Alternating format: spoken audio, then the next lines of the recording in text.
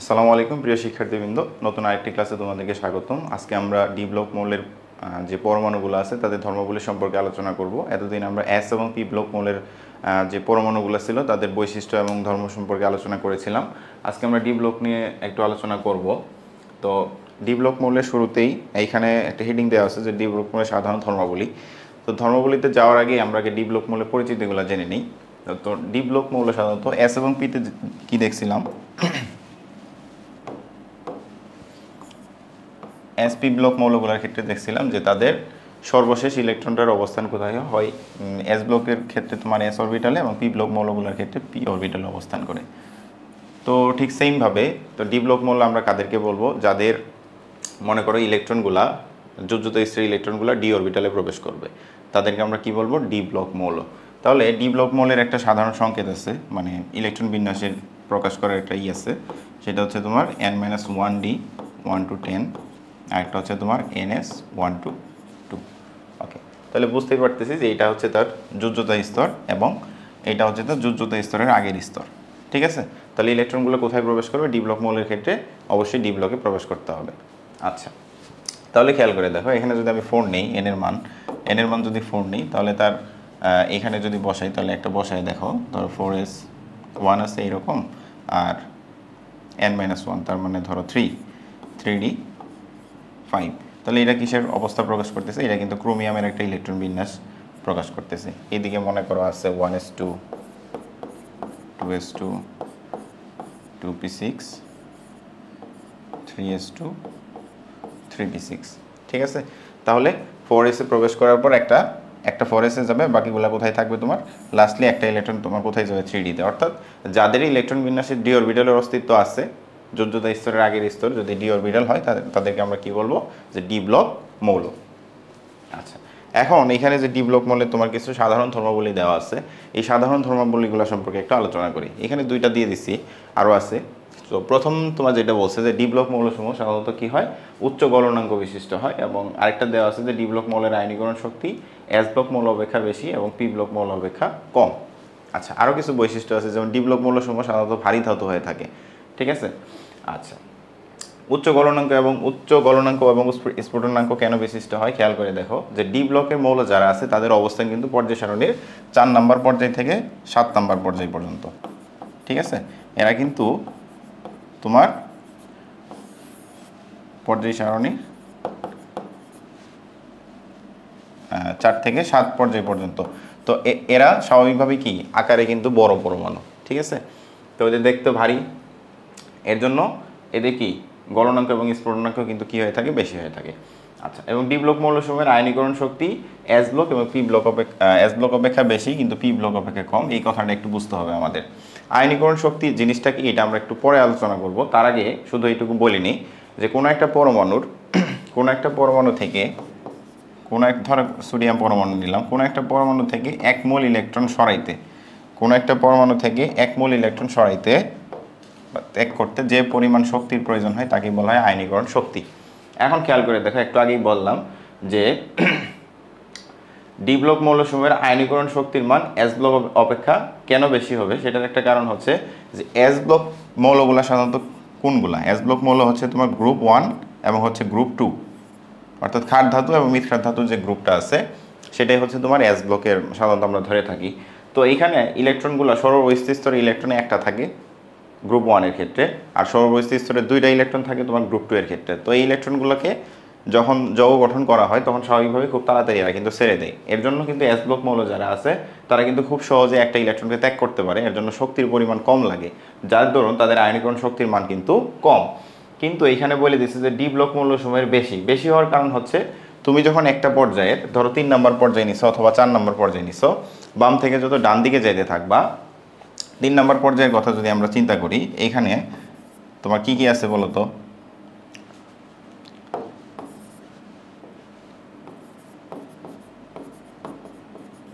তৃতীয় পর্যায়ের মৌলগুলা কি পাবো আমি, sodium, magnesium, aluminium, silicon, phosphorus, sulphur, এরকমভাবে আর্গন পর্যন্ত যেতে থাকবে। এখন তুমি একটা জিনিস খেয়াল করো, যত তুমি বাম থেকে ডান দিকে যেতে থাকবা, তৃতীয় পর্যায়ের মৌল অথবা চতুর্থ পর্যায়ের মৌলের কথাই যদি তুমি চিন্তা করো, চতুর্থ পর্যায়ে তোমার কি কি আছে বলো? স্ক্যান্ডিয়াম, টাইটেনিয়াম, ভ্যানাডিয়াম, তারপরে তোমার ক্রোমিয়াম। এরকমভাবে তুমি যত মনে করো বাম থেকে ডান দিকে যাইতেছো, তাহলে যাওয়ার ফলে কি ঘটবে? ইলেকট্রন সংখ্যা কিন্তু বৃদ্ধি পাবে। বাম থেকে যতই তুমি ডান দিকে যাবা পরমাণুগুলোর ইলেকট্রন সংখ্যা বৃদ্ধি পাবে, কিন্তু তাদের কক্ষপথের সংখ্যা কিন্তু বৃদ্ধি পাবে না। যার কারণে কি হবে? একটা কক্ষপথের ভিতরে তোমার মনে করো যত বাম থেকে ডান দিকে যাবা কক্ষপথের ভিতরে তোমার ইলেকট্রনের কিন্তু আধিক্য ঘটবে। যদি ইলেকট্রনের আধিক্য ঘটে তাহলে নিউক্লিয়াস কর্তৃক ঋণাত্মক চার্জের প্রতি আকর্ষণ বেশি হবে।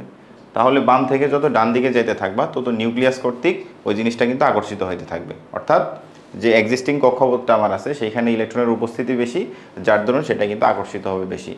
যার কারণে পরমাণুর আকার কিন্তু কি হবে? ছোট হবে।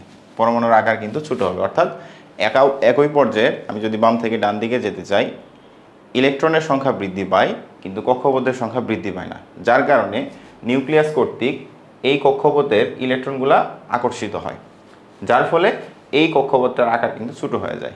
ঠিক আছে? আচ্ছা, কক্ষপথের আকার ছোট হলো। এখন ইলেকট্রনগুলো যদি নিউক্লিয়াস কর্তৃক বেশি আকর্ষিত হয় তাহলে তাদেরকে সরাইতে বেশি শক্তির প্রয়োজন হবে আমার। যদি বেশি শক্তির প্রয়োজন হয় তাহলে আয়নীকরণ শক্তির মান কী হবে? বেশি হবে। এর জন্য এখানে বলছে যে ডি ব্লক মৌলসমূহের আয়নীকরণ শক্তির মান এস ব্লক মৌল অপেক্ষা কিন্তু বেশি। ঠিক আছে? আবার পি ব্লক অপেক্ষা তুলনামূলক কি হয়? কম হয়। ঠিক আছে? আচ্ছা, তারপর ডি ব্লক মৌলের আরও কিছু বৈশিষ্ট্য আছে। যেমন একটা গুরুত্বপূর্ণ বৈশিষ্ট্য হচ্ছে এরা চুম্বকত্ব ধর্ম প্রদর্শন করে। চুম্বকত্ব নিয়ে আমি আলোচনা করব। তারপর ডি ব্লক মৌলসমূহের আরেকটা যারা অবস্থান্তর মৌল, ডি ব্লকের মধ্যে আবার কিছু ভাগ আছে। যারা অবস্থান্তর মৌল তারা আবার তোমার প্রভাবক রূপে ক্রিয়া করে। তো স্বাভাবিকভাবে এগুলো হচ্ছে মোটামুটি তোমার ডি ব্লক মৌলসমূহের সাধারণ ধর্মগুলির মধ্যে পড়ে। আচ্ছা, আমরা একটু চুম্বকত্ব ধর্ম নিয়ে আলোচনা করি, যেহেতু কথা বললাম তাহলে চুম্বকত্ব জিনিসটা কি এটা একটু বোঝার চেষ্টা করি।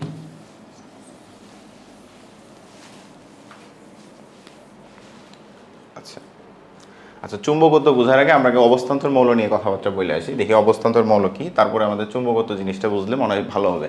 আচ্ছা, এইখানে অবস্থান্তর মৌলের একটা সংজ্ঞা দেওয়া আছে। দেখো যে ডি ব্লক মৌলসমূহের বা মৌলের কোনো সুস্থিত আয়নের, এই কথাটা মাথায় রেখো যে সুস্থিত আয়নের ডি অরবিটাল আংশিকভাবে ইলেকট্রন দ্বারা পূর্ণ থাকে তাদেরকে বলা হয় অবস্থান্তর মৌল।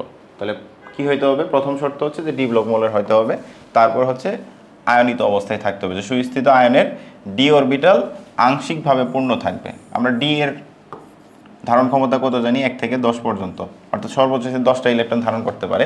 কিন্তু কোনো একটা মানে ডি অরবিটাল যদি 10টা দ্বারাই পূর্ণ অবস্থায় থাকে তখন কিন্তু তাকে আমরা কি বলতে পারবো না, তাকে কিন্তু অবস্থান্তর মৌল বলা যাবে না। তখনই অবস্থান্তর মৌল বলতে পারবো যখন ডি অরবিটালটা আংশিকভাবে পূর্ণ থাকে, অর্থাৎ 1 থেকে 9 পর্যন্ত এর মধ্যে থাকে, তাকে আমরা বলবো অবস্থান্তর মৌল। এখন একটা জিনিস তুমি চিন্তা করো, যেমন ধরো স্ক্যান্ডিয়াম 3+, এটা স্ক্যান্ডিয়াম একটা মৌল, এই 3টা ইলেকট্রনকে ত্যাগ করছে, এটা একটা স্ক্যান্ডিয়ামের আয়ন। এই আয়নকে এখন যদি আমরা ইলেকট্রন বিন্যাস করি, দেখো তো কি আসে।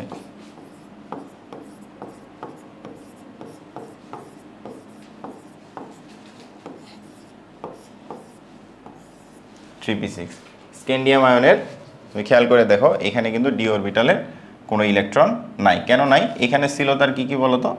এখানে ছিল কিন্তু তার 4s2 3d1, তাই না? যখন সে 3টা ইলেকট্রন ত্যাগ করছে তখন এই যে 4s থেকে 2টা চলে গেছে, 3d থেকে একটা চলে গেছে। তাহলে টোটাল তোমার 3টা ইলেকট্রনকে সে ত্যাগ করছে। ত্যাগ করে যখন স্ক্যান্ডিয়াম 3+ আয়নে পরিণত হয়েছে তখন কিন্তু সে আর কি নাই, তার কিন্তু ডি অরবিটালে 1 থেকে 9 এই যে শর্তটা কিন্তু আর সে পূরণ করতে পারেনি, যার দরুন স্ক্যান্ডিয়াম 3+ কিন্তু অবস্থান্তর মৌল না। আচ্ছা, এটা আশা করি বুঝতে পারছো যে অবস্থান্তর মৌল কাকে বলবো। তারপরে ধরো ক্রোমিয়াম 3+, এটাকে যদি আবার ইলেকট্রন বিন্যাস করি তাহলে 1s2 এই পর্যন্ত ধরো 2p6 3p6 পর্যন্ত আসলো। 1s2 2s2 2p6 3s2, তাহলে কত হইলো?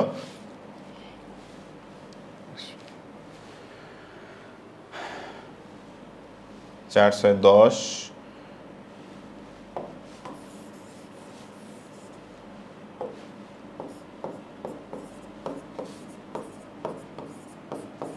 6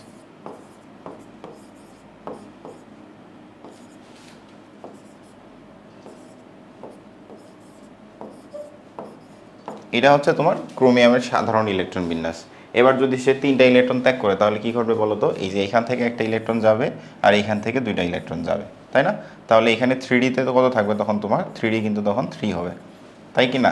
তাহলে এবার 3D যে অবস্থান্তর মৌল হওয়ার জন্য তার যে শর্ত, অর্থাৎ 1 থেকে 9টা ইলেকট্রন থাকতে হবে ডি অরবিটালে, এখানে কিন্তু ডি অরবিটালে সেই শর্তটা কিন্তু পূরণ করছে। তাহলে আমি বুঝতে পারতেছি যে ক্রোমিয়াম 3+ এটা কিন্তু একটা অবস্থান্তর মৌল। বোঝা গেল? তাহলে এটা হচ্ছে অবস্থান্তর মৌল। আচ্ছা, তাহলে অবস্থান্তর মৌলের যখন সংজ্ঞা আসবে তখন আমাদেরকে সংজ্ঞা থেকে আমাদেরকে বুঝে নিতে হবে যে আমি যখন আয়নগুলো প্রকাশ করব সেই আয়নে অবশ্যই কি পূরণ করতে হবে? 2টা শর্ত শর্তটা পূরণ করতে হবে। সেই শর্ত হচ্ছে যে ইলেকট্রন সংখ্যা 1 থেকে 9 হইতে হবে সেটার সুস্থিত আয়নের মধ্যে। এখন এই অবস্থান্তর মৌলের তোমার কিছু রাসায়নিক ধর্ম আছে। এই রাসায়নিক ধর্মগুলো হচ্ছে, আমি একটু বলার চেষ্টা করি, দেখি রাসায়নিক ধর্মগুলো বুঝাইতে পারি কিনা। এই অবস্থান্তর মৌলগুলা তোমার পরিবর্তনশীল জারণ অবস্থা প্রকাশ করে।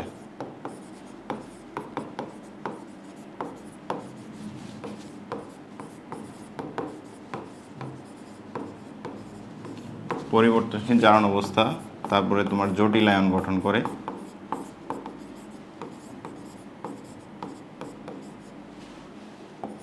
তারপরে তোমার হচ্ছে রঙিন আয়ন গঠন করে। এই 2টা কানেক্টেড, জটিল আয়ন এবং রঙিন আয়ন।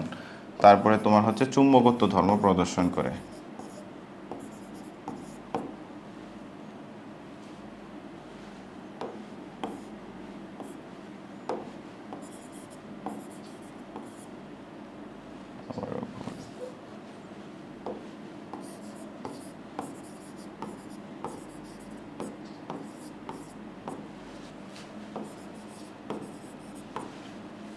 আর ফাইনালি হচ্ছে তোমার প্রভাবক রূপে ক্রিয়া করে।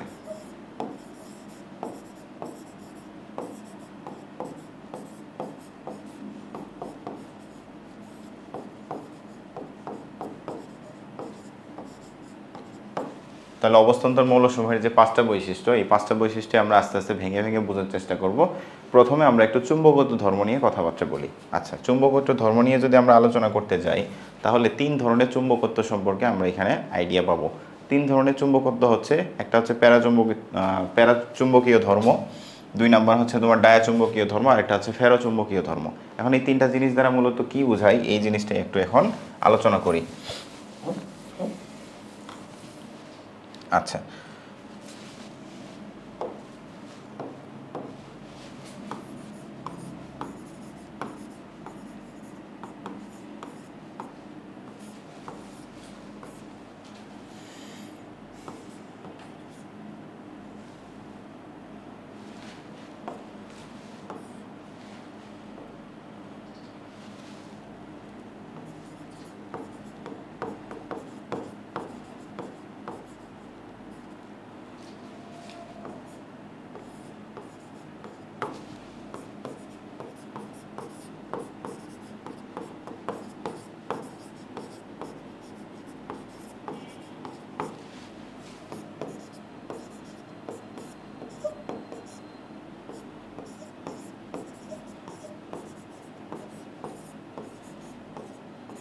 আচ্ছা, তাহলে 3 ধরনের চুম্বকত্ব ধর্ম আছে আমাদের, ডায়াচুম্বকীয়, ফেরোচুম্বকীয়, আর একটা হচ্ছে তোমার প্যারাচুম্বকীয়। এখন এই 3টা চুম্বকীয়র মধ্যে আবার তোমার তারতম্য আছে, মানে তীব্রতার পার্থক্য আছে। যেমন এরা হচ্ছে তীব্র চুম্বকত্ব ধর্ম প্রদর্শন করে, তীব্র চুম্বক ধর্ম প্রদর্শন করে, আর এটা হচ্ছে তোমার মৃদু চুম্বক ধর্ম প্রদর্শন করে, এই যে প্যারাচুম্বকীয় যেটা আছে। আর এইটা হচ্ছে উল্টা চুম্বক ক্ষেত্র দ্বারা হালকা বিকর্ষিত হয়। এই দুটা কিন্তু চুম্বক ক্ষেত্র দ্বারা এটা মৃদু আকর্ষিত হয়, চুম্বক ক্ষেত্র দ্বারা এটা তীব্রভাবে আকর্ষিত হয়, যারা ফেরোচুম্বক পদার্থ বা ফেরোচুম্বকীয় ধর্ম প্রদর্শন করে। আর যারা ডায়াচুম্বক আছে তারা কিন্তু তোমার চুম্বক ক্ষেত্র দ্বারা মৃদু বিকর্ষিত হয়, মৃদু বিকর্ষিত হয়। কেন এই ঘটনা 3টা ঘটে আমরা একটু বোঝার চেষ্টা করি। আমরা তাদেরকেই ডায়াচুম্বক পদার্থ বলবো যাদের ডি অরবিটালের ইলেকট্রন বিন্যাসে বা যোজ্যতা স্তরের ইলেকট্রন বিন্যাসে তোমার যে 5টা অরবিটাল থাকে আমাদের, এই 5টা অরবিটালের মধ্যে যদি ধরো ডি অরবিটালের 10টাই ধরো পূর্ণ আছে, 10টা অরবিটাল আছে, অর্থাৎ সহজ কথায় বলতে গেলে কোনো যদি বিজোড় ইলেকট্রন না থাকে, কোনো একটা মোলের সর্বশেষ মানে আমরা যে ইলেকট্রন বিন্যাসটা করব সেই ইলেকট্রন বিন্যাস করার পরে যদি দেখি তার কোনো অযুগ্ম ইলেকট্রন নাই, তাহলে তাকে আমরা কি বলবো? তাকে বলবো ডায়াচুম্বকীয় পদার্থ বা সেই মৌলটা ডায়াচুম্বকীয় ধর্ম প্রদর্শন করে। ধরে নিলাম যে তার যোজ্যতা স্তরে মনে করো এরকম ডি অরবিটালটা 10টা ইলেকট্রন দ্বারাই তোমার পূর্ণ আছে, অথবা তার ডি অরবিটালে মনে করো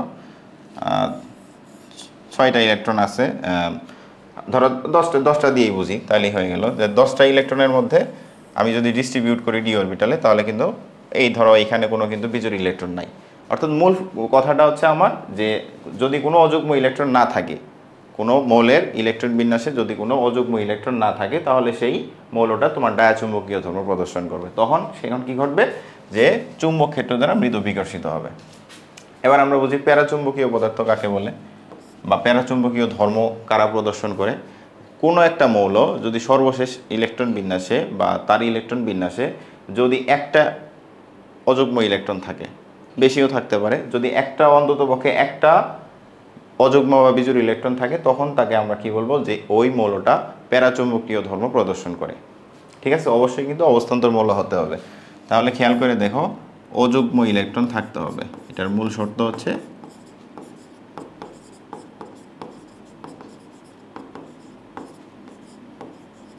অযুগ্ম ইলেকট্রন থাকতে হবে। যখন তোমার অযুগ্ম ইলেকট্রন থাকবে, তখন যদি কোনো চুম্বক ক্ষেত্রের কাছাকাছি তুমি নিয়ে যাও, তখন কিন্তু ওই চুম্বক ক্ষেত্র দ্বারা এই ইলেকট্রনটা কি হবে? আকর্ষিত হবে। কারণ চুম্বক ইলেকট্রন আমরা কি জানি, ধরো এটা যদি একটা ইলেকট্রন হয়, সে উপরের দিকে স্পিন মানে উপরের দিকে মুখ করে আছে, এটাকে একটা চুম্বক ক্ষেত্রের সাথে তুলনা করে, ধরো এটা নর্থ পোল, এটা আছে সাউথ পোল, অন্য একটা চুম্বক ক্ষেত্রকে তুমি যদি কাছাকাছি নিয়ে যাও, তাহলে স্বাভাবিকভাবে এটা কি হবে? আকর্ষিত হবে। অর্থাৎ মূল কথা হচ্ছে আমাদের যে কোনো পরমাণুর ইলেকট্রন বিন্যাসে অবশ্যই অবস্থান্তর মৌল হতে হবে।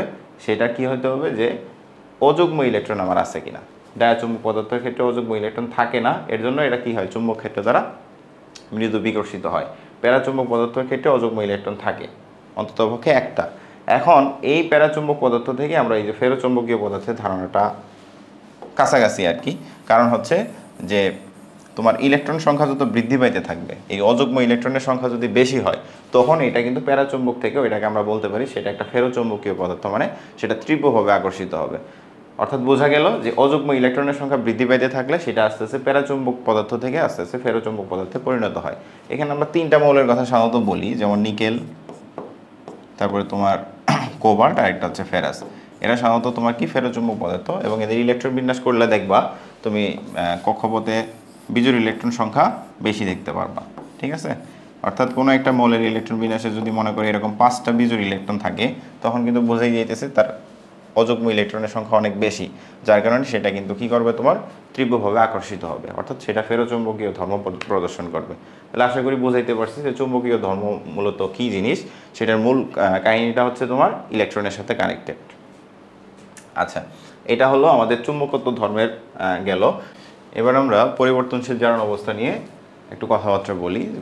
পরিবর্তনশীল জারণ অবস্থা বলতে মূলত কি বোঝাচ্ছে?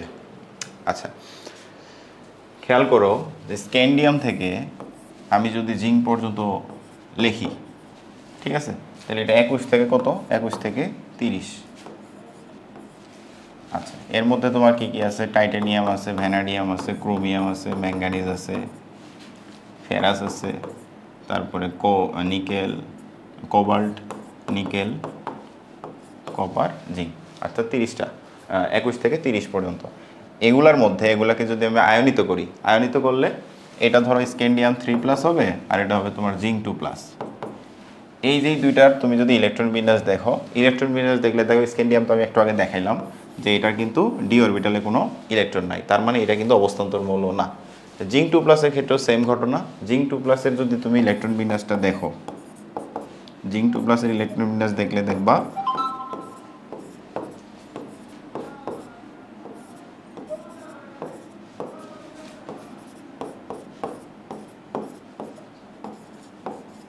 (3d10), অর্থাৎ এটা 2+ মানে কি? দুইটা ইলেকট্রন চলে যাবে। কই থেকে চলে যাবে? সর্ববহিস্থ স্তর থেকে দুইটা ইলেকট্রন চলে যাবে।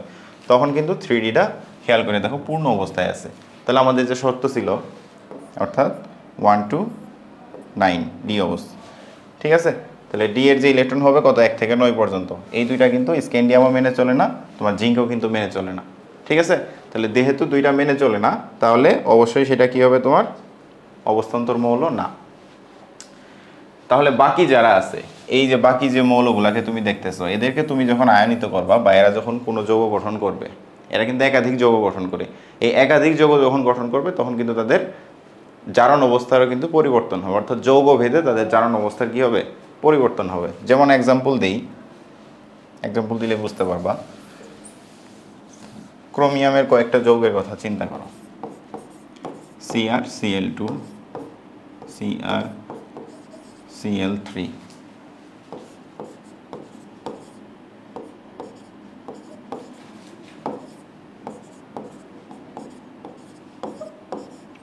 এই যে যৌগগুলো লিখলাম, এই প্রত্যেকটা যৌগের ক্ষেত্রে কিন্তু তোমার ক্রোমিয়ামের জারণ অবস্থা কিন্তু ভিন্ন ভিন্ন। কেমনে ভিন্ন ভিন্ন?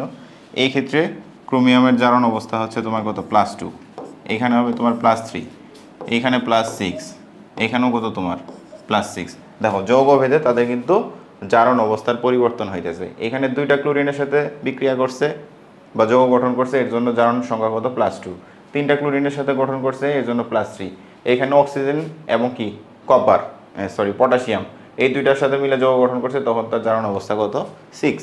ঠিক সেমভাবে ফেরাসের কথা যদি দেখো, ফেরাসকে দেখলে এইরকম হবে Fe2O3, তাহলে এই ক্ষেত্রে ফেরাসের জারণ সংখ্যা +2, এই ক্ষেত্রে ফেরাসের জারণ সংখ্যা কত +3। তার মানে বোঝা যাইতেছে যে অবস্থান্তর মৌল যারা আছে তারা যৌগ ভেদে কি করে তোমার পরিবর্তনশীল জারণ অবস্থা প্রদর্শন করে।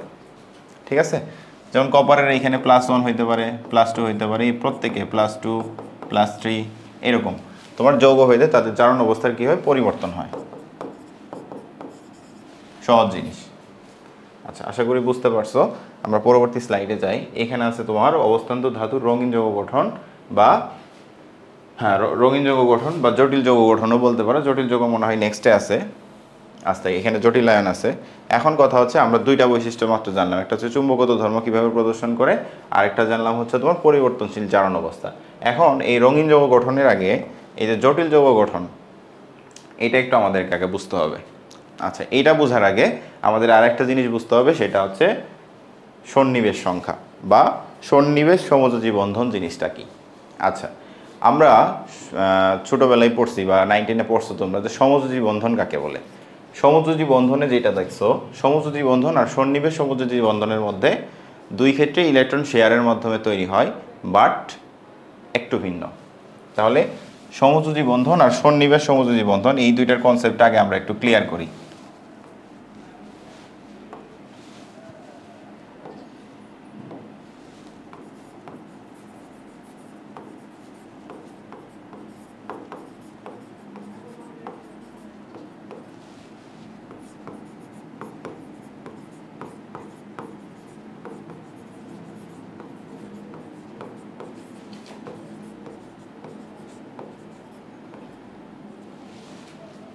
আচ্ছা, সমযোজী বন্ধন হচ্ছে কি, যখন দুইটা পরমাণু তারা বন্ধনে আবদ্ধ হবে সেই ক্ষেত্রে উভয়ই ইলেকট্রন শেয়ার করে।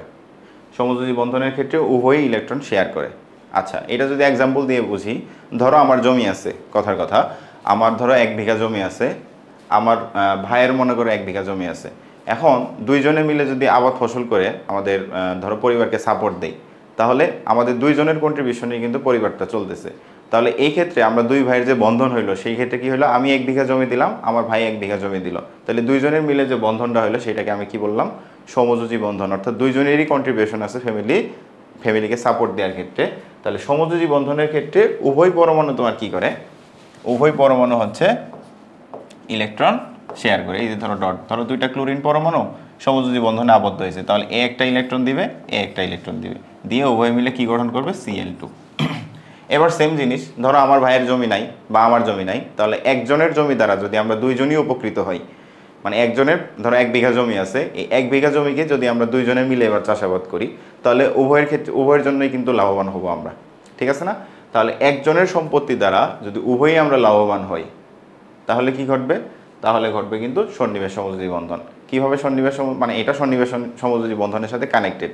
মানে হচ্ছে আমি যখন সমযোজী বন্ধন গঠন করব, এইখানেও তোমার দুইটা পরমাণুরই কাহিনী ঘটবে, কিন্তু একজন ইলেকট্রন শেয়ার করবে, বাকিজন তার দ্বারা উপকৃত হবে। আচ্ছা, সন্নিবেশ সমযোজী বন্ধন গঠন করা হয় সাধারণত লিগেন্ড যারা আছে তারা মনে করো সন্নিবেশ সমযোজী বন্ধনগুলা গঠন করে। এখন প্রশ্ন করতে পারো যে লিগেন্ড কি জিনিস? লিগেন্ড হচ্ছে তোমার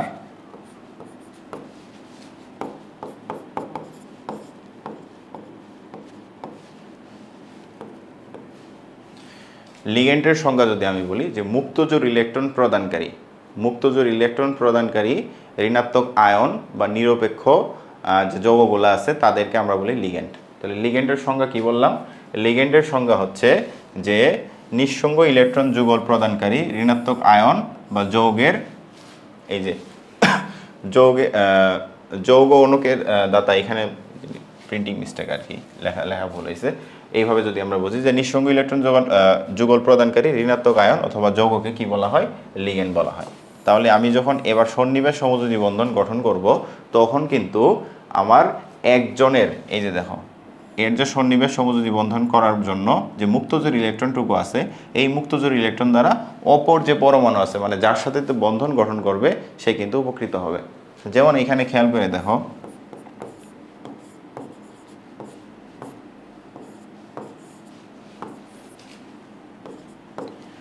এটা একটা জটিল যৌগ হেক্সাসায়ানোফেরেট 4- আয়ন। আচ্ছা, এই ক্ষেত্রে এই যে ফেরাস আছে, এই ফেরাস মনে করো Fe2+ এর জারণ অবস্থা। এটা হওয়ার পর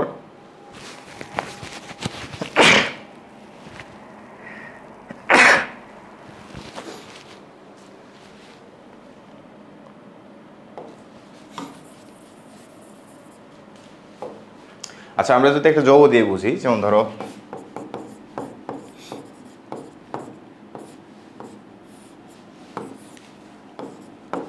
আচ্ছা, এটা একটা জটিল যৌগ। এই জটিল যৌগের মধ্যে এই যে CN6 দেখতেছো না, CN6, এই CN6টা হচ্ছে তোমার সায়ান আয়ন, অর্থাৎ সায়ানাইড আয়ন। এই সায়ানাইড আয়নটা তোমার কি করে? মুক্তজোড় ইলেকট্রন প্রদান করে A6টা নিয়ে আসছে। এই যে 6টা আসলো, এই 6টা কার সাথে যুক্ত হয়েছে? ফেরাসের সাথে। ফেরাসের সাথে কেমনে যুক্ত হয়েছে? এখানে হচ্ছে তোমার Fe2+, অর্থাৎ তার যে ফাঁকাটি অরবিটাল আছে, সেই ফাঁকাটি অরবিটালগুলোতে তার সন্নিবেশ, তার যে মনে করো মুক্তজোড় ইলেকট্রনগুলো আছে, সেই মুক্তজোড় ইলেকট্রনগুলো এই ফেরাস 2+ এর ফাঁকাটি অরবিটালগুলোতে গিয়ে অবস্থান নেবে। অর্থাৎ তারা এই মুক্তজোড় ইলেকট্রন আদান প্রদানের মাধ্যমে, আদান প্রদান বলতে একজন আদান প্রদান করবে আর কি, সে কে দিবে? সায়ানাইড। এই সায়ানাইড তার মুক্তজোড় ইলেকট্রনগুলো ফেরাসের ওই যে ফাঁকাটি অরবিটাল আছে, ওই ফাঁকাটি অরবিটালে গিয়ে বসবে, তখন কিন্তু তারা এই যৌগটা গঠন করবে। অর্থাৎ সহজ কথায় বলতে গেলে যে সন্নিবেশ সমযোজী বন্ধনটা হচ্ছে একজনের ইলেকট্রন শেয়ারের মাধ্যমে উভয়ই কিন্তু উপকৃত হচ্ছে। আর আমাদের যে সমযোজী বন্ধনটা ছিল সেটা হচ্ছে কি, দুইজনে কিন্তু ইলেকট্রন তোমার শেয়ার করছে। ঠিক আছে, তাহলে সন্নিবেশ সমযোজী বন্ধনটা বুঝলাম। এখন এই সন্নিবেশ সংখ্যা জিনিসটা কি দেখো, যৌগ গঠনকালে সন্নিবেশ বন্ধন গঠনকালে লিগেন্ড প্রদত্ত নিঃসঙ্গ ইলেকট্রন যুগল সংখ্যাকে অবস্থান্তর ধাতুর সন্নিবেশ সংখ্যা বলে। তাহলে এখানে মাথা খাটায় বলো তো এখানে কত হতে পারে? এখানে সন্নিবেশ সংখ্যা কয়টা? 6 জোড়া ইলেকট্রন। কয়টা সায়ানাইড গেছে? 6টা সায়ানাইড। তার মানে প্রত্যেকটা সায়ানাইডে যদি 1 জোড়া করে থাকে, তাহলে 6টা সায়ানাইড এখানে 6 জোড়া সন্নিবেশ 6 জোড়া মুক্তজোড় ইলেকট্রনকে শেয়ার করছে। তাহলে তার সন্নিবেশ সংখ্যা কত হবে? তার সন্নিবেশ সংখ্যা কিন্তু হবে 6। বোঝা গেছে? আচ্ছা, তার আগে এখন একটা জিনিস দেখো, যে এই যে লিগ্যান্ডগুলো আছে, এই লিগ্যান্ডগুলোকে আমি আবার দুই ভাগে ভাগ করতে পারি। একটা হচ্ছে তোমার স্ট্রং লিগ্যান্ড আর একটা হচ্ছে ওয়েক লিগ্যান্ড। এখন এই স্ট্রং লিগ্যান্ড আর ওয়েক লিগ্যান্ডের ধারণাটা বা এই যে কনসেপ্টটা আছে, সেটা আমরা যখন রঙিন যৌগ গঠন দেখব, এই রঙিন যৌগ গঠনের ক্ষেত্রে কাজে লাগবে। তখন আমি বলবো যে স্ট্রং লিগ্যান্ড এবং ওয়েক লিগ্যান্ড হইলে ওয়েক লিগ্যান্ডের কাজগুলো কি আর কি। আচ্ছা, আমরা এবার রঙিন যৌগ গঠন নিয়ে একটু আলোচনা করি, যে রঙিন যৌগ কিভাবে গঠিত হয়। তাহলে জটিল যৌগ এবং সাধারণ যৌগ, এই দুটো কিভাবে চিনবা, মনের মধ্যে প্রশ্ন থাকতে পারে। যে আমরা সাধারণভাবে যে যৌগগুলো দেখি, যেমন ধরো H2SO4, নাইট্রিক অ্যাসিড,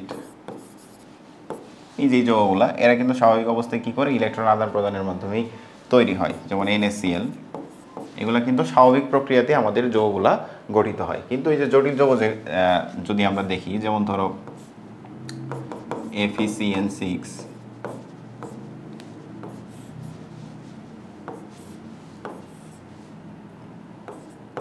4 আচ্ছা, এটা কিন্তু একটা জটিল যৌগ। কেন জটিল যৌগ? এই যৌগের মধ্যে তুমি খেয়াল করে দেখো যে এটা হচ্ছে একটা অবস্থান্তর ধাতু, অবস্থান্তর ধাতুর আয়ন ফেরাস, আর এই যে লিগেন্ডগুলো আছে এই লিগেন্ডগুলো তোমার কি করছে, লিগেন্ডগুলো কিন্তু তোমার সন্নিবেশ সমযোজী বন্ধনের মাধ্যমে সেইখানে কিন্তু যুক্ত হয়েছে। এখন সন্নিবেশ সমযোজী বন্ধন কি সেটা আমি একটু আগেই বললাম, যে যে সমস্ত লিগেন্ডগুলা ইলেকট্রন মুক্তজোড় ইলেকট্রন প্রদান করে, লিগেন্ডগুলো মুক্তজোড় ইলেকট্রন প্রদান করার মাধ্যমে আয়নের সাথে কি হয়, যুক্ত হয়। তাহলে এটার তোমার এখানে কয়টা সাইনাইড আসছে, 6টা সাইনাইড আসছে। 6টা সাইনাইড ফেরাসের সাথে যুক্ত হয়ে তোমার কি গঠন করছে, একটা সন্নিবেশ সমযোজী বন্ধনের মাধ্যমে একটা যৌগ গঠন করছে, যেটাকে আমি কি বলবো, একটা জটিল যৌগ। তাহলে জটিল যৌগ চেনার একটা উপায় হচ্ছে আবার এখানে একটা থার্ড ব্র্যাকেট থাকতে পারে। আচ্ছা, এখন আমাদের যে মূল কথা সেটা হচ্ছে যে রঙিন যৌগ গঠন। এই রঙিন যৌগ গঠন বুঝতে হলে আমাদেরকে আগে এই যে ফেরাস 2+ আছে, এই ফেরাস 2+ এর ইলেকট্রন বিন্যাসটা দেখতে হবে। আচ্ছা,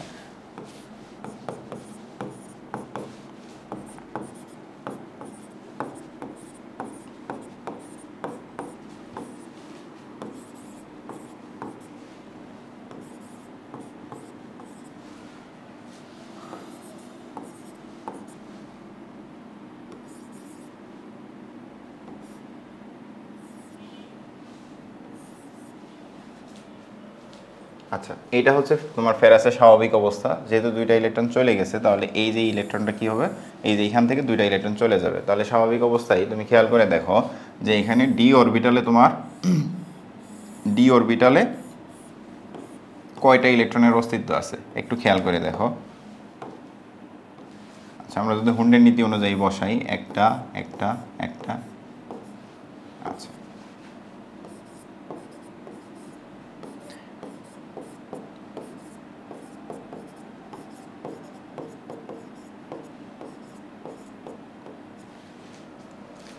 আচ্ছা, তাহলে বুঝতে পারতেছি যে ফেরাস 2+ কে ইলেকট্রন বিন্যাস করলে আমরা এরকম একটা সিনারিও দেখতে পাচ্ছি, অর্থাৎ এইখানে 4টা বিজোড় ইলেকট্রনের উপস্থিতি আছে।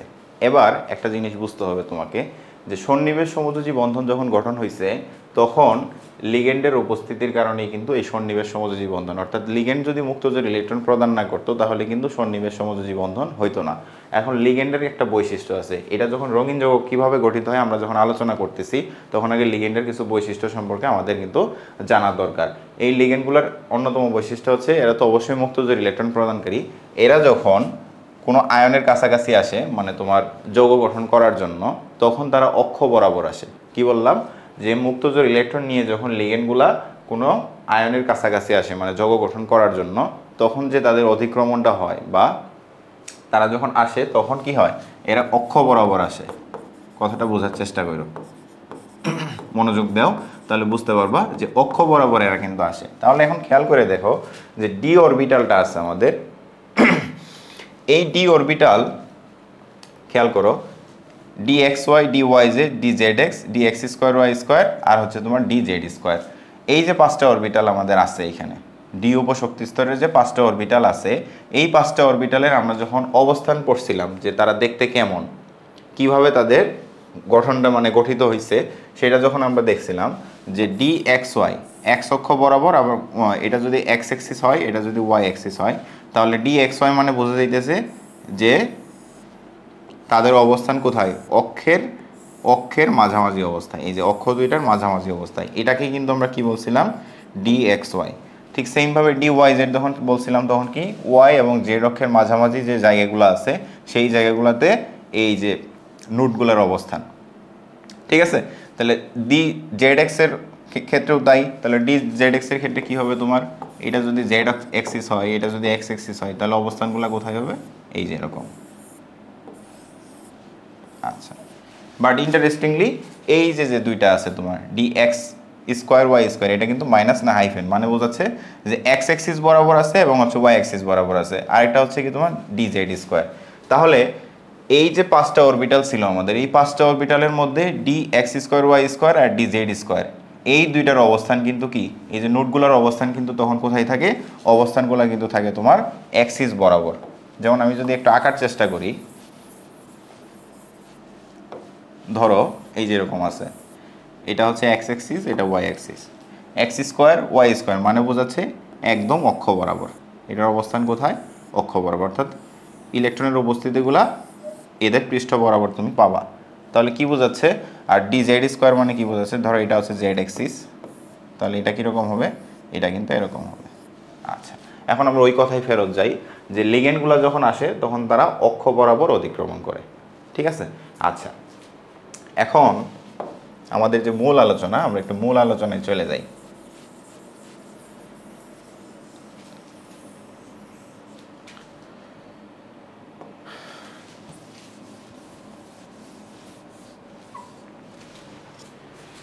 এই যে 6টা লিগেন্ড আসছে না এখানে, দেখো তো 6টা লিগেন্ড আসছে। এখন এই 6টা লিগেন্ডকে জায়গা দেওয়ার জন্য আমার কি লাগবে বলো? এই যে ডি অরবিটাল আছে, এই ডি অরবিটালের ফাঁকা জায়গার দরকার আছে আমাদের, তাই না? কারণ এই যে সন্নিবেশ সমযোজী বন্ধন গঠন করার জন্য এরা যখন মুক্তজোড় ইলেকট্রন নিয়ে আসবে তখন তারা কিন্তু এই যে ডি অরবিটালগুলো আছে এই ডি অরবিটালের মধ্যে অবস্থান করবে। এখন কথা হচ্ছে, একটু আগেই বলছিলাম যে স্ট্রং ফিল্ড লিগেন্ড আর হচ্ছে ওয়েক ফিল্ড লিগেন্ড, মানে দুই ধরনের লিগেন্ড আমাদের আছে। এখন এই দুই ধরনের লিগেন্ডের কাজ কি দেখো তো খেয়াল করে। স্ট্রং ফিল্ড লিগেন্ড যেগুলা, স্ট্রং লিগেন্ড, আর এটা হচ্ছে তোমার ওয়েক লিগেন্ড।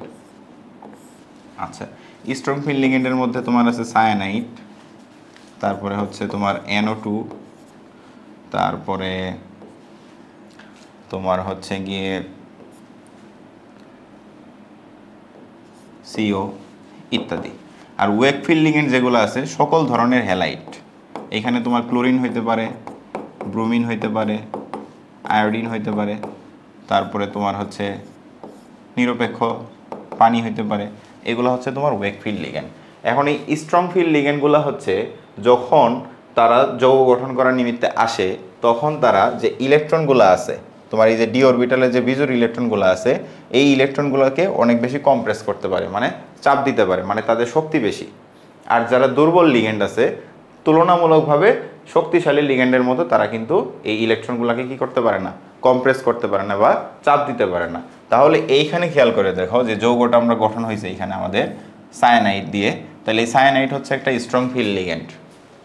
এখন এই সায়ানাইডের প্রভাবে যে এক্সিস্টিং ইলেকট্রনগুলো আমার আছে, 4টা বিজোড় ইলেকট্রন আছে, এরা কিন্তু কম্প্রেস মানে চাপ খাবে। তার মানে এই সায়ানাইডের প্রভাবে এই যে তোমার একমুখী স্পিনগুলো ছিল এই একমুখী স্পিনগুলা বিজোড় অবস্থায় না থাকে তখন তোমার অবস্থানটা কীরকম হবে? অবস্থানটা তোমার হবে এরকম।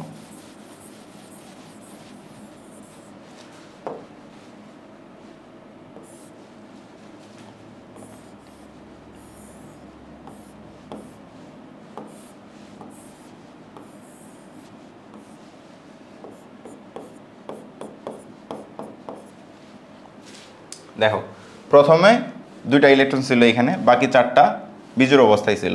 এখন যখন সায়ানাইড আসছে তার প্রেসারে বা তার প্রভাবে এই বিজোড় অবস্থাগুলো আর বিজোড় থাকেনি, তখন কিন্তু 2টা করে ইলেকট্রন এরকম হয়ে গেছে, অর্থাৎ কি শক্তির যে তারতম্য হয়ে গেছে। এখানে আমাদের এইখানে যে অবস্থাটা তুমি দেখতে পারতেছো এটা হচ্ছে 5টা অরবিটালের শক্তি হচ্ছে সমান, এইখানে 5টা অরবিটালের শক্তি সমান, যার দরুন এদেরকে আমি বলবো ডিজেনারেট অবস্থা। বোঝা গেল?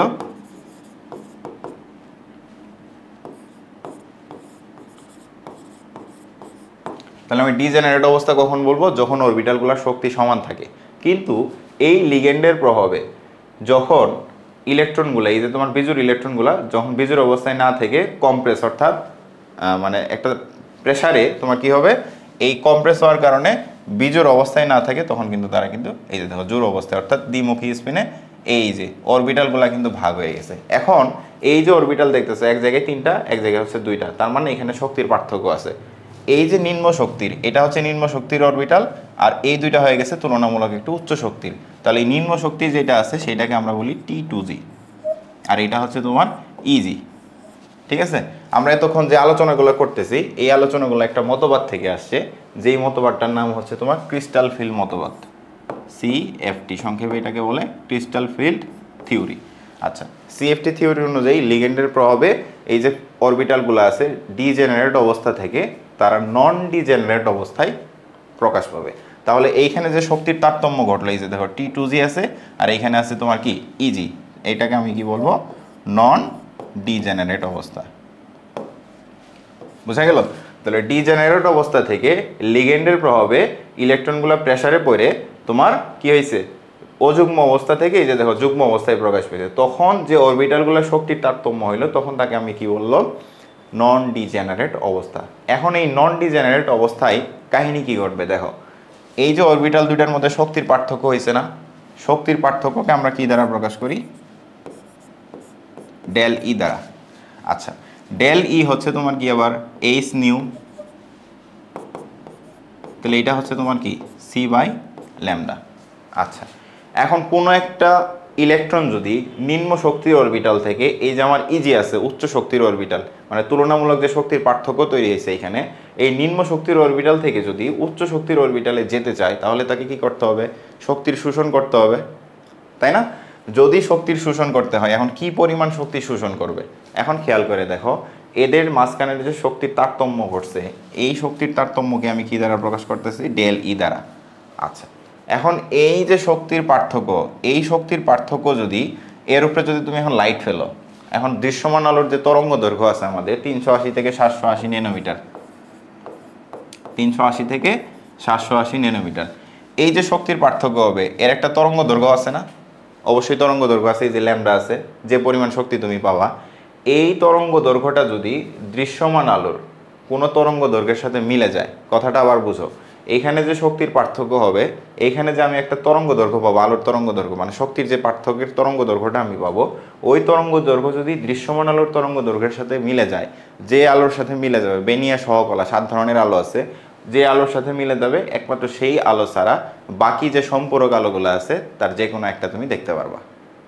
বুঝতে পারছো? তাহলে এইভাবেই কিন্তু আমাদের রঙিন জগৎটা গঠিত হয়। আমি যদি আবার একটু সাম আপ করি, তাহলে প্রথম থেকে যদি বলি, দেখো লিগেন্ডের প্রভাবে, লিগেন্ডগুলো আমার মুক্তজোর ইলেকট্রন সাপ্লাই দেয়, লিগেন্ডের প্রভাবে তারা সুস্থিত যে আয়নগুলা, মানে যে অবস্থান্তর মূল্যে যে আয়নগুলো আছে তাদের সাথে যুক্ত হওয়ার চেষ্টা করে, যুক্ত হয়ে কি গঠন করে, সন্নিবেশ সমযোজী বন্ধন।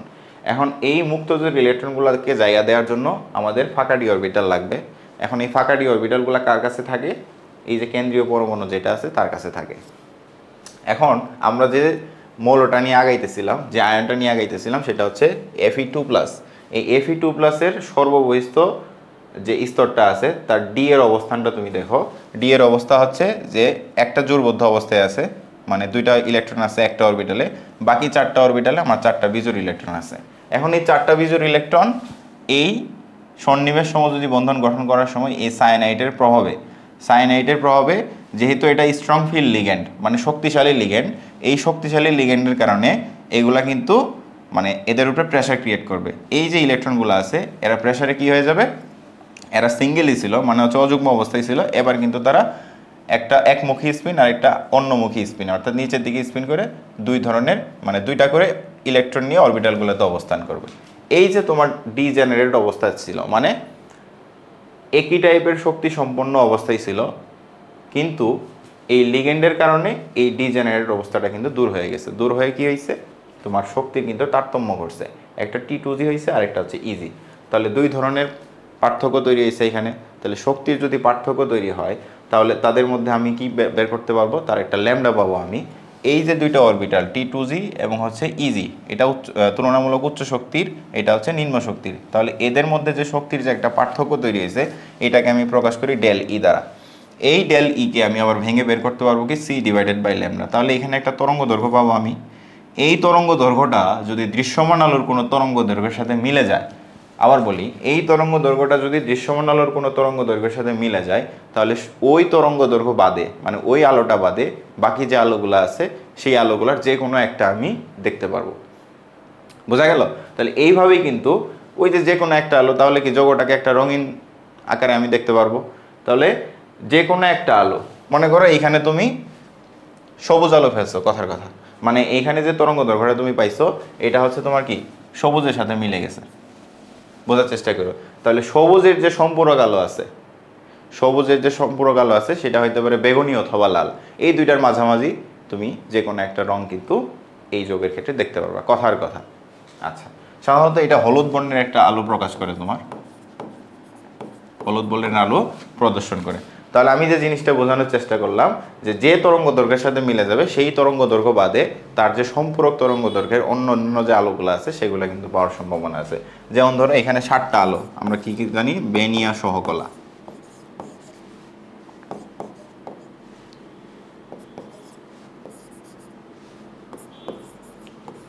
বেনিয়া সহকলা ধরো নীল বর্ণের সাথে মিলে গেছে, কথার কথা যে নীল বর্ণের আলোর সাথে মিলে গেছে, তাহলে এর সম্পূরক আলো হয় তুমি বেগুনি পাবা অথবা নীল পাবা, অথবা ধরো সবুজের সাথে মিলে গেছে বা হলুদের সাথে মিলে গেছে তরঙ্গ দৈর্ঘ্যটা, তখন হলুদের যে সম্পূরক আছে হয়তো বেগুনি পাবা অথবা নীল, এই যে কোনো দুইটার কি পাবা, মাঝামাঝি কোনো একটা আলো তুমি পাবা, অথবা তুমি কমলাও পাইতে পারো।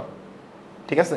আচ্ছা, এখন কোনটা আসবে আলো এটা নির্দিষ্ট করে বলার কোনো উপায় নাই, এটা এক্সপেরিমেন্টাল বিষয়। আচ্ছা, তাহলে আশা করি এই রঙিন যুগের যে কাহিনীটা, এই রঙিন যুগের কাহিনী তোমরা বুঝতে পারছো। ঠিক আছে? আচ্ছা, এখন পরবর্তীতে এই যে অবস্থান ধাতুল জটিল যৌগ, এটা আমি কিছুক্ষণ আগে আলোচনা করছি।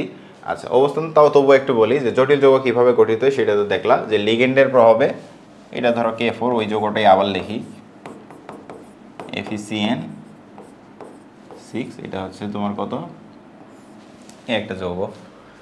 তারপরে ধরো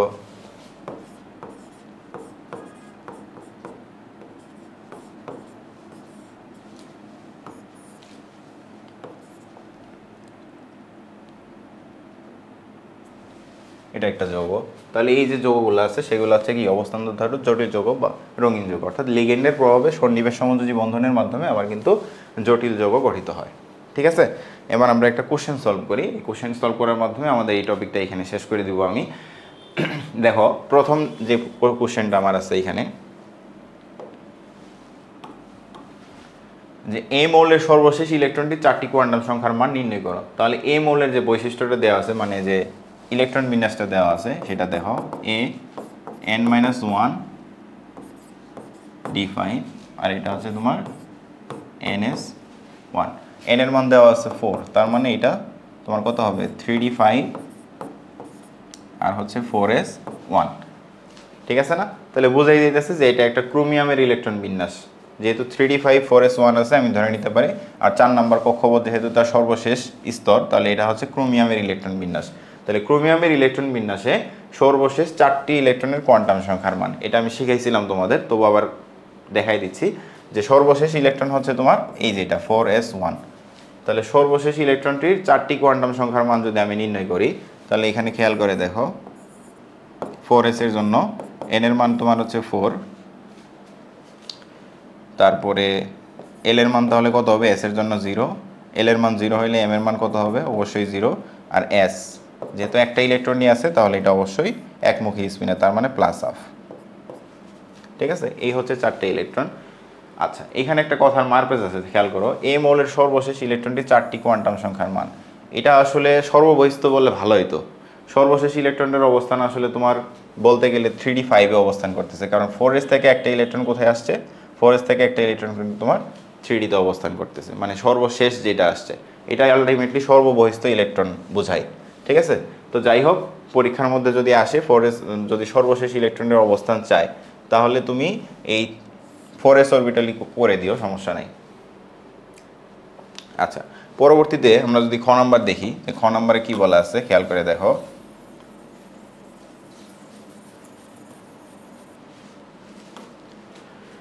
বলছে যে এ এবং বি মৌলের মধ্যে কোনটি রঙিন যৌগ গঠন করে। তাহলে আগে এ এবং বি মৌল এই দুইটাকে আমার আইডেন্টিফাই করতে হবে। তাহলে এ মৌল আমি কি পাইলাম, এ মৌল পাইলাম আমি ক্রোমিয়াম। এবার বি মৌলটা যদি আমি বের করি, বি মৌল বের করলে আমি কি পাবো, এখানে 3D1 আর হচ্ছে তোমার 4S2। তাহলে 3D1 4S2 এই দিক পর্যন্ত তোমার মনে করো 3P6 পর্যন্ত আছে, ডট ডট ডট, তার মানে 18, 20 আর হচ্ছে 21। তাহলে 21 হলে এটা অবশ্যই কী হবে, স্ক্যান্ডিয়াম হবে। আচ্ছা, তাহলে স্ক্যান্ডিয়াম এবং ক্রোমিয়াম এই দুইটার মধ্যে কে রঙিন যৌগ গঠন করে।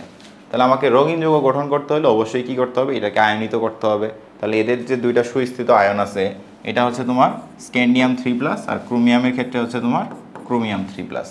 আচ্ছা, স্ক্যান্ডিয়াম 3+ যদি হয় তাহলে তার কি 3টা ইলেকট্রন ত্যাগ করা লাগবে। 3টা ইলেকট্রন ত্যাগ করতে হলে যে S থেকে 2টা ইলেকট্রন যাবে আর D থেকে একটা ইলেকট্রন যাবে।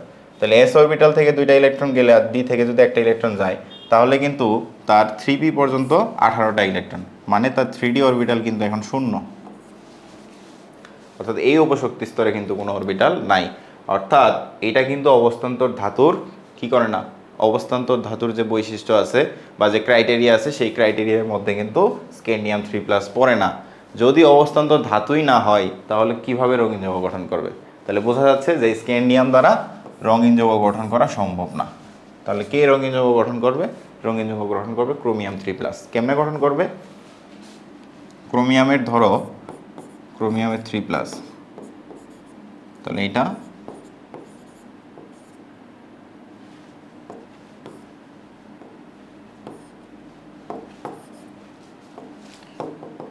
ধরো এখানে 3p6 পর্যন্ত 18টা আছে।